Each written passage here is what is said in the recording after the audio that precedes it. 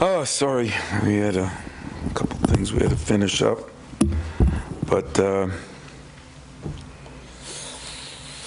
as you know, last week was a disappointing week. And then we, I think, kind of retooled and looked at things and had some good practice time and had a little bit more time. And I thought played pretty well for all but the first 5 minutes in a game that was in front of a very hostile crowd. I think one of the best crowds that we've played in front of this year. We had a lot of guys that did some good things on Friday, with Malik Hall leading the way, of course, hitting some big shots. AJ playing one of his best games.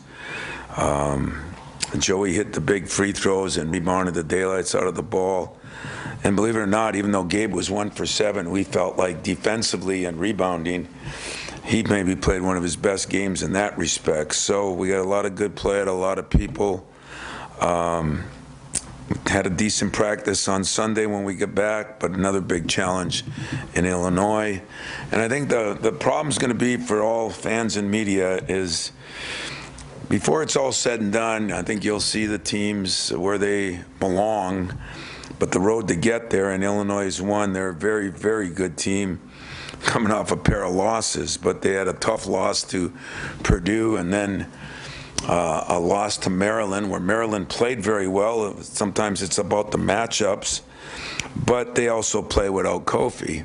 And then the other kid that's getting back, Carbello, I guess was sicker than a dog that game, only played 14 minutes. So what's really hard for you as fans that you're trying to get the word across to is you never know who's healthy, who's not. I still say Marcus Bingham is just starting to practice a little better. COVID hurt him 3 weeks ago, and everybody responds differently, so you don't know what you're getting. It's a tough prep. Not sure if Kofi will play or not. I think he will. And, not having a lot of tape on Carbello and what he does that lineup. He comes back, his first game back, he gets 20 points. Next game, he really struggles because more of illness and sickness. But they have a very veteran team. The Plummer kid is transferred in. He's a fifth-year kid. Frazier's fifth. I think Williams is sixth. Granderson and then they've got some other transfers that are playing as their bigs. But Kofi's a man with 18 points, 11 rebounds. He's a lot to try to game plan for. But the leadership of Frazier, I think, has been really good. And of course, Granderson and Plummer are playing very well. But I think Williams is a big key, too. He's kind of their glue guy. He's their Draymond. He just kind of keeps everybody together, doesn't care if he gets shots. If he does get them, he can knock down threes. He's probably one of their best defenders. And, with Carbello coming back, what that'll do to the lineup, I'm not sure Brad knows, so I sure as hell know I don't know. But so there's a lot of guessing, and that makes it a little more difficult to game plan for, but that's the way the whole year is going to be. And I think for the end, you're going to see the teams like Illinois, who are a top 10 team, Michigan, who is a top 10 team. Those teams are all going to come back to who they are and what they are. It's just that, in Illinois' case, there were injuries early, there were COVID early, there were learning to play without Carbello. Then Kofi missed some games early. So records are not always indicative of the team, and that's, I think, where we are right now. So exciting time for us, chance to go on the road. Tough stretch with 4 out of 5 games on the road. But what a great opportunity to go down to Champaign and play another, we know is a very quality team. I mean, they'll probably be ranked in the top 25 today, but in the lower mid-20s, but we know that that's a top 10, 15 team, especially if they get everybody on the same page and get back together with their health and injuries. Questions? Tom, you guys are 4-0 on the road now after Friday. Seems like you played some of your best basketball in these true road games, tough environments. What it is about this team or its makeup you think that's allowed it to do that? Well, for the most part, we've been pretty good defensively, and that's how you got to win on the road. For the most part, we've been a pretty good rebounding team. That's how you got to win on the road. We've been a better offensive team, and we seem to not take care of the ball. We're not prejudiced. We'll do it at home or on the road. We'll do it both. So we're pretty equal opportunity in that respect. But I think when you defend pretty well, from both the 3 and the 2, that really helps you, especially on the road. Tom, you referenced being uncertain whether Kofi's going to play, and obviously you got to kind of prepare like he's gonna, and if he doesn't, you adjust. If he's in or out, is this a big adjustment in terms of the game plan, or is it something that you feel like if he's not in there, you can adjust pretty easily to or quickly to, or is it really significant when he's not? Do they change a ton when he's not in that lineup? I mean, have you seen him? As I'm asking you, I understand it. That'd be like going down to the Michigan Avenue. Is the Capitol there, or is it not there? Did they put a 7-Eleven in place of the Capitol? I mean, wow. No, I know that sounds insulting. I'm not saying it insulting. Schematically, want to get technical, we go analytics, schematics. You know what it comes down to? This is a real good case of whether we can block and tackle. We can use football analogy because he's got to be blocked, probably tackled, and everything else. No, I mean, 18-11 is 18-11. They do play differently without him. More of an open post when he's not in there, more of a closed post when he is in there. But those guards are also good, and they can score in so many ways. They make shots, boy, and at times, if they're really making shots, they're really good. And so, I mean, I think he'll play. He's big and strong, and I don't know how bad the injury is, so I say that without real knowledge. But it's not like I'm saying it thinking, well, let's prepare for him. The hardest thing to do, and we learned it both ways, and I learned my lesson. We played Northwestern and found out right before the game that their big kid wasn't playing. He was 18-11 too.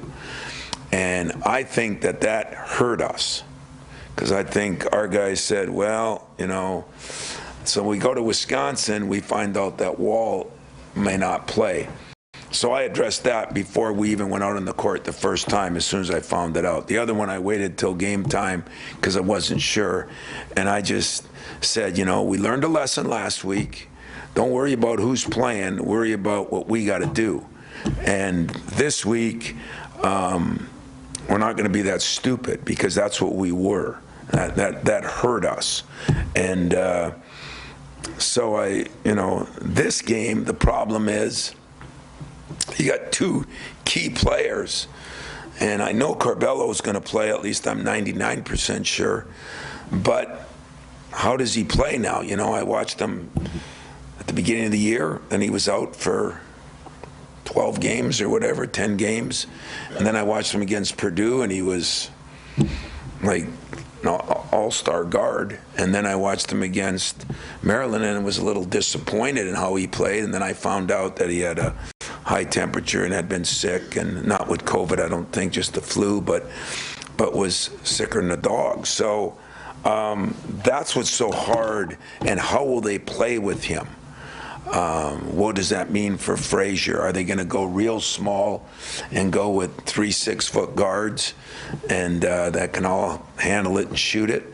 Are they going to do something different? I don't know that. It's just speculative on your guess.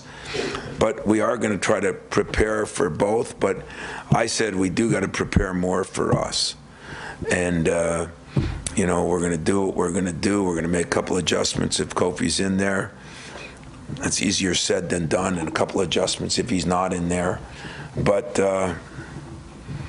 he's a big fella that can score a lot of points, so don't take it insulting. I was just joking with you. I didn't know if you ever saw him play.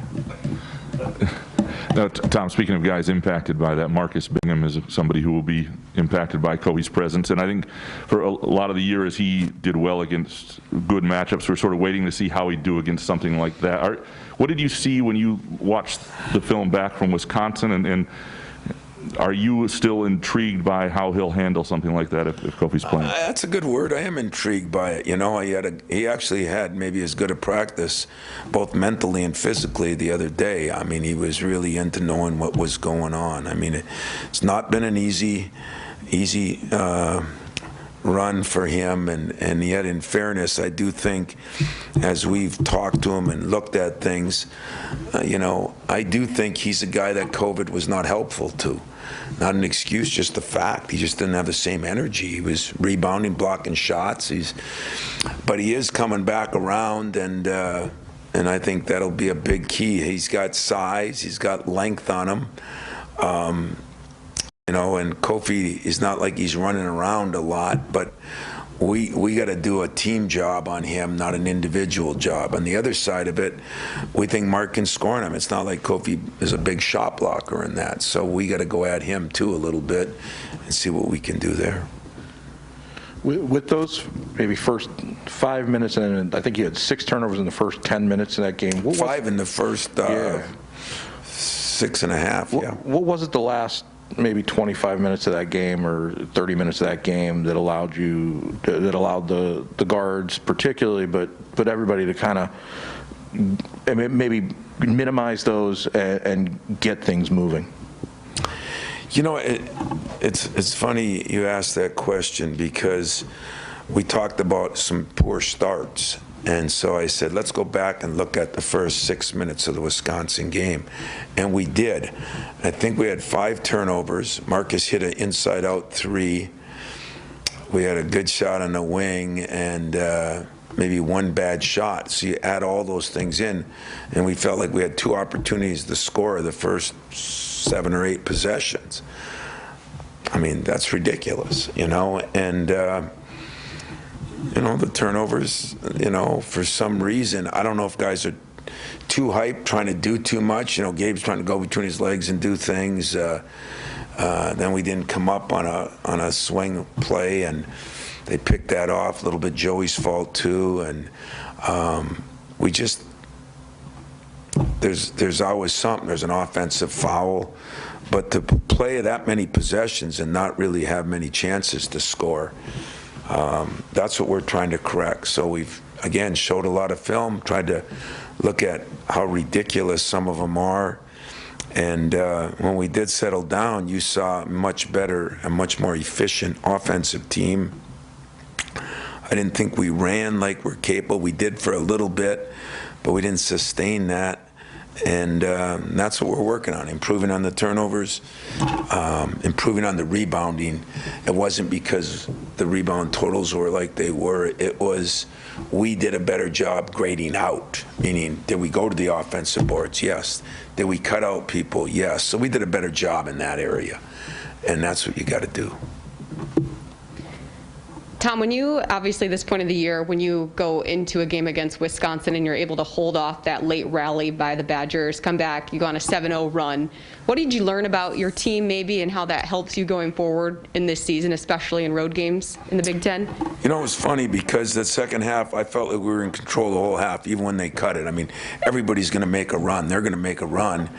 And we made one just real crazy error in that time that led to, you know, maybe 3 points. But I thought for the most part, guys knew we could run our offense. We felt like we could score if we just didn't turn the ball over. And so I learned that they have some resiliency. I learned that Malik, who had as good a game as he's had, was really good in the huddles. That's where you need your players to be good in those huddles, because somebody's got to say, hey, settle down.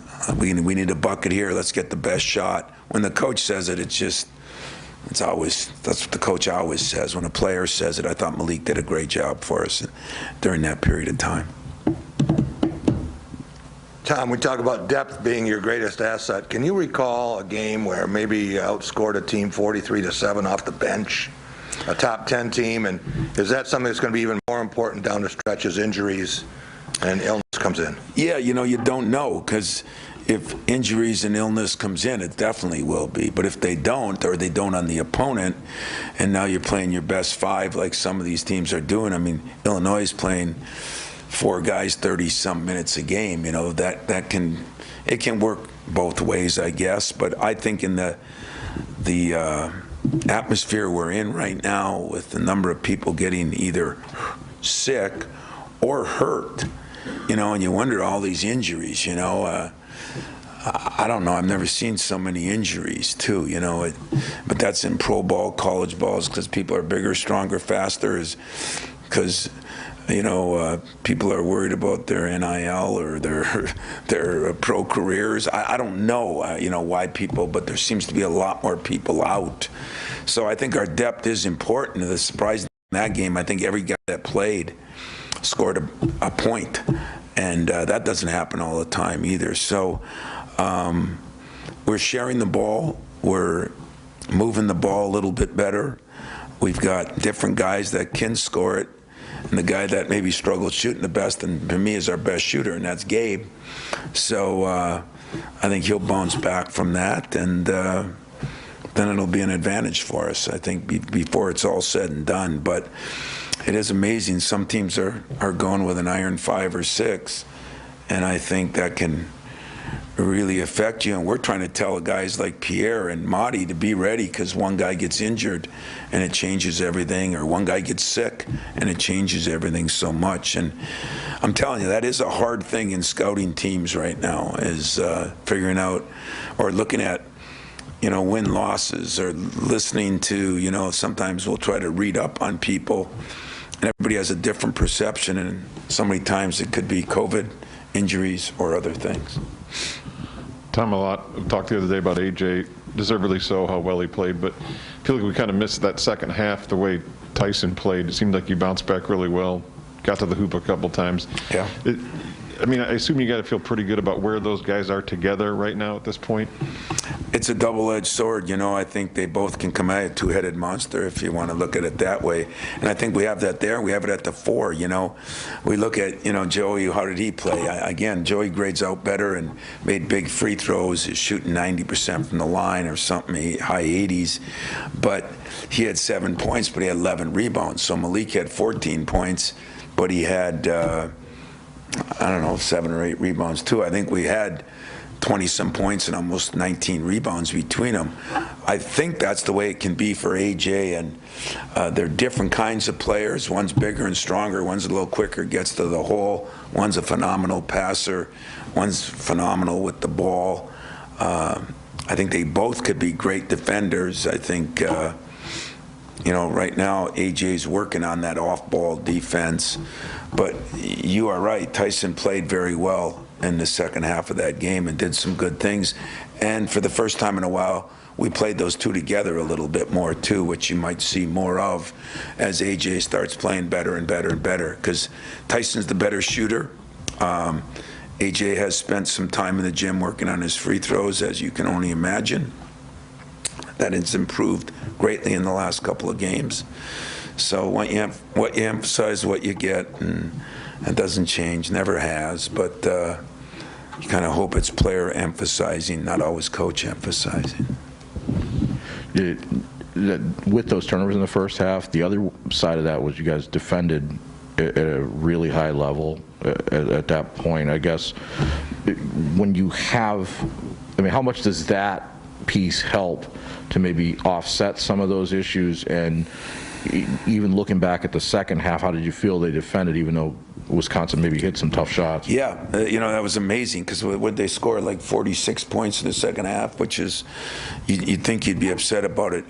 Davidson hit some, he hit about 4 threes from everywhere. So you can accept some of that. It comes down to, are you doing your job, and but I think the defensive part of it, I'm sorry I see Danton here, and I'm a little late, so I apologize, Danton. He should have gone in front of me, but you got a good goalie, you got a good defense in hockey, you're going to win. You got, good defenses. The Bills had the best defense in the whole year, and it kind of let them down in that last. Defense does win for you, and but there is times.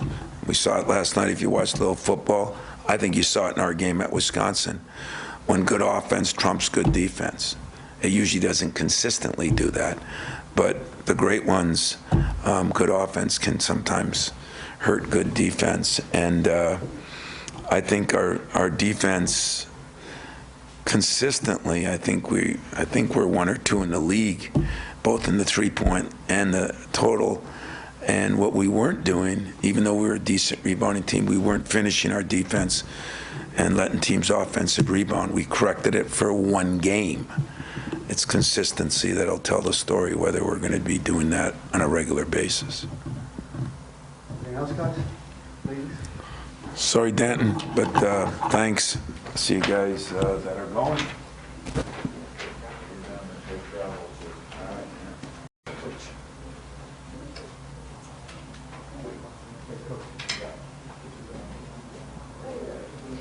Okay, folks, we'll go right to first call.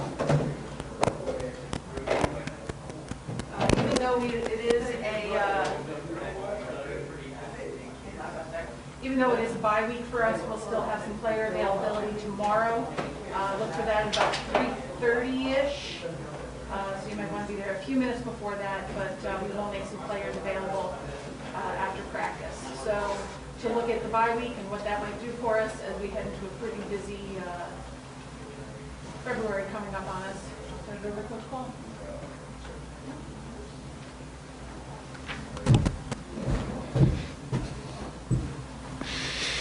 All right, hey, like Jamie said, going into a break week would, it's always nice.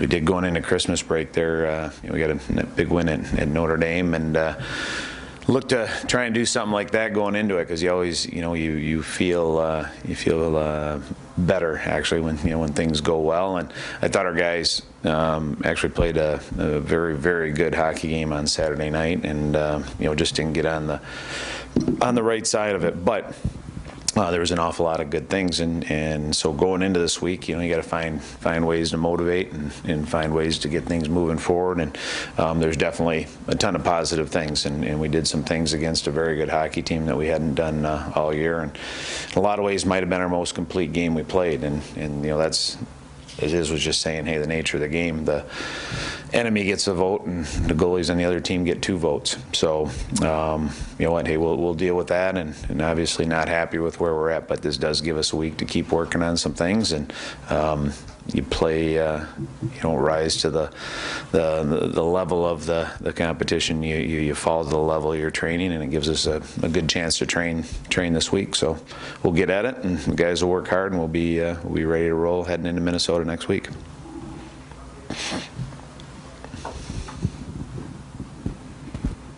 So what's sort of the mindset in the locker room right now? Is the confidence stayed high? Do they understand, when you say it's one of the most complete performances, do they understand that, do you think? Yeah, we haven't met with them yet today. We left them, we always try and, give them the swing thought after the game. And we left one on Friday where it wasn't a complete enough of a game. We were okay in the first, and then we played pretty well for 2 periods. But we didn't have kind of everybody on board, and we needed more of that, and kind of continued with that Saturday morning, getting ready for Saturday's game, and I thought the guys responded. So leaving the game, those are the kind of things that you want to have on their minds, is that, hey, there are these positives, and you build off of that, and that's kind of the trick of it.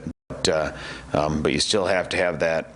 You have to have an aggressive intolerance for anything that isn't up to the standards of winning. And there was a couple things we could have done better on Saturday, and just coverages on their goals. There were, all 3 of them had issues that if we run our D zone the right way, if we run our recoveries the right way, that they can't even get those shots off. So we'll continue to work on those things, but you have to find times where we catch them doing things right, and you have to go over that, but you also have to address the other issues. But there were some positive steps made. I think guys are, the power play is settling in a little bit with, the absence of Griff and Louis, and that's one key guy off of both power plays. So, they seem to have settled in. I think the lines did a little bit, and the ice times. So, there's a little bit of newness there, but I think as a staff, we were impressed with the level of effort, the level of compete, and the speed at which we did things. So, hey, we'll build on that, and that should give you confidence. And that's,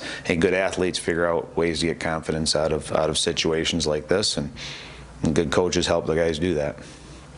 I was just going to ask you, you wanted to see a greater sense of urgency from your team going into this series. So did you see that? And then also, how can you build upon that now in this break this week that you have? Because you got a lot of tough opponents coming up in this next stretch. Yeah, and that doesn't change. I mean, that's just kind of been it the last, it's just the way it is in the Big Ten in terms of the competition. So in a way, it's not that you don't worry about that. That's just a state of being.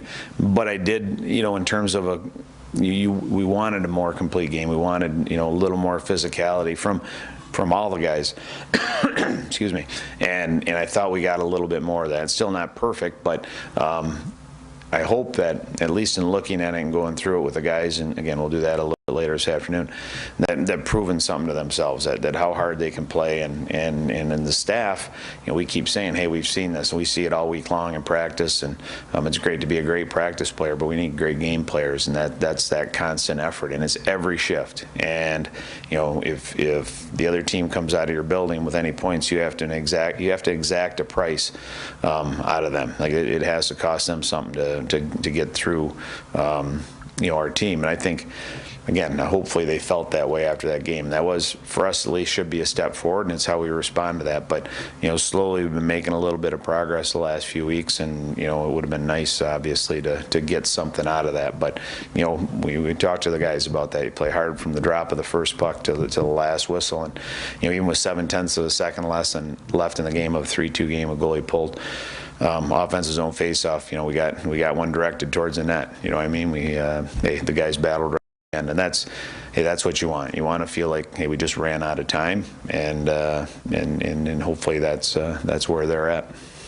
After the game, Eric emphasized the necessity for more goal support for Drew. Is that maybe something that you guys can specifically work on in the off week, or is that kind of something that's just a lot of puck luck? Well, hey, within every drill, every drill is in hockey is if you're doing defensive zone, it's a goal scoring drill for the guys that are, you have offense versus defense. Whether it's skill stuff, which we can add a bit more of. I think that was one of our higher number of scoring chances that we've generated all year, and it's just a matter of finishing. But absolutely, and it's something that, hey, every day, every week you're working on and trying to create some things. Whether it's having a little adjustment here or there, or it is doing the individual skills. It's like basketball, going out and shooting your free throws, just working on your one-timer. Hey, you do it over and over, and we've started to see some of those things creeping in, and I think some of our younger guys. Tanner Kelly, he scores a couple goals this weekend. One was a high tip as a drill we do an awful lot. Eric Middendorf scores in front of the net, with the tip in. That's where it is. And getting more, from, we have grade A's and then A+ ones that are right in front of the net. And they asked the bank robber, why do you rob banks? He says, well, that's where the money is, right? And that's where the goals are scored. They're in front of the net. So, trying to get more pucks. But absolutely, you work on those things and you do them. And but if you have a team that scores a lot, you do that stuff as well. But that's part of it. But yeah, we'll continue to do that. And yeah, if we could score a few more goals for Drew and Pierce and for the coaching staff, everybody'd be happy. Dan, I believe Saturday night was the first third-period goal your team has scored since December 4th. What do you sort of make of that? And, was that maybe a concern at all to you? No, I don't know if you look at it in that sense. You have to look at how you're playing, and you have to look at, some scoring chance. We've had games where, we've had 17, 18 shots on net in the third period, and you don't. So, if we had 0 shots or 5 shots every third period, then that's the issue. But from effort and attitude, you got to kind of look at that and how you push, and are you getting some forecheck going in that? And I think for a good portion, I wouldn't say every game, but a good portion of those games, it's been fine. So sometimes you got to look at the stats, but it's what they don't tell you that you got to figure out. So do we want to score more third period goals? Yeah, we want to score more first, second, and third, and we've been really good up until that point scoring. So I don't think it's a a physiological or a tactical, and sometimes you got to go through that, and quite frankly, big part of it is we have, maybe not now because the scoring changed. We had a first and third leading scorer out for the last several games, and that makes a difference. I mean, it makes it harder to score goals. So, but the other guys, again, Tanner gets one late with the goal he pulled, and we put a lot of pressure on the last two nights in the third period, and that's what you got to build on. And if you're getting the chances, you got to keep going through that. And but it's a hard thing. You don't want to be Pollyannish about it, but you also don't want to put so much on the guys that they are gripping the sticks. I mean, there's a good equilibrium there, and that's what you got to find. But you have to go through the right process, and if you don't, and if you start trying to cheat the game to just do that, then you're going to be digging them out of your own net the whole night.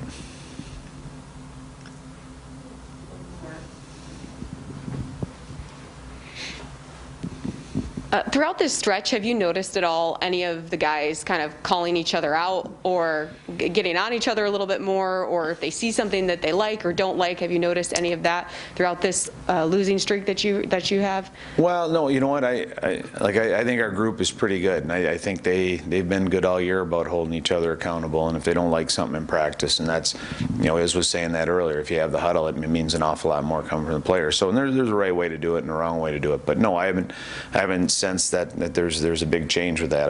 I like the way our guys hold each other accountable, and it's a tight group and a tight room, and that's the way it has to be. But it's like a family. You have to be able to you have to be able to say some things that aren't right. You have to be able to, and Mondays we do that. It's it's kind of stole the military phrase. It's our after action report, and we go through ourselves, things we did well, things we didn't do well, things we have to do better, and sometimes that's individuals, sometimes it's lines, sometimes it's the whole team, sometimes it's a coaching staff. So you have to go through those things. But no, I have not been unhappy with that. I think our guys, like I said, in terms of holding each other accountable and working hard and battling, and that's what families are, and there's a good way to go about it, and I think our guys are good with that.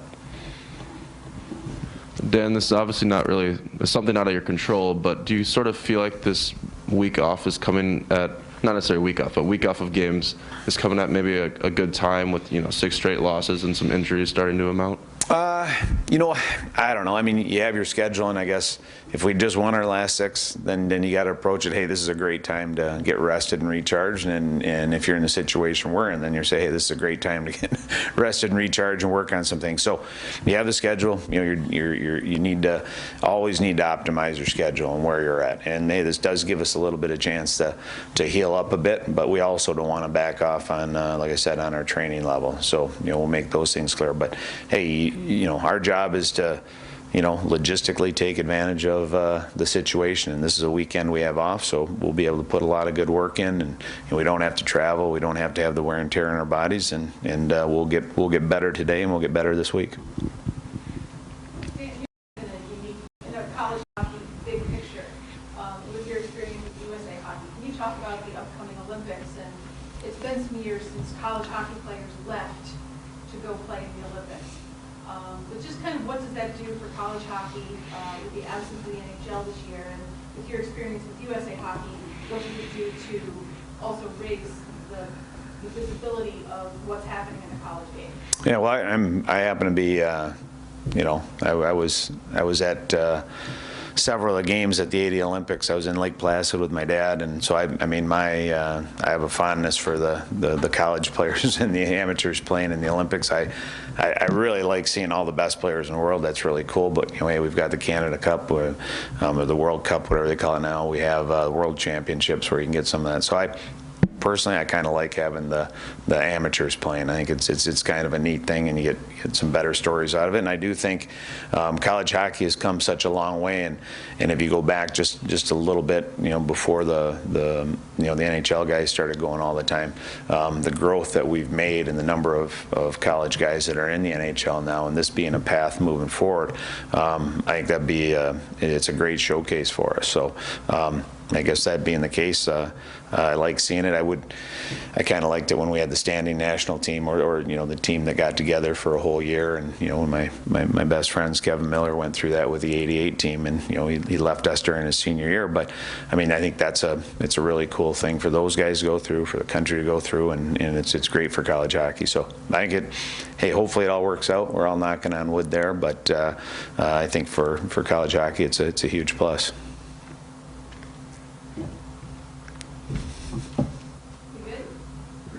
Good. All right. Have a great week. Drive safe.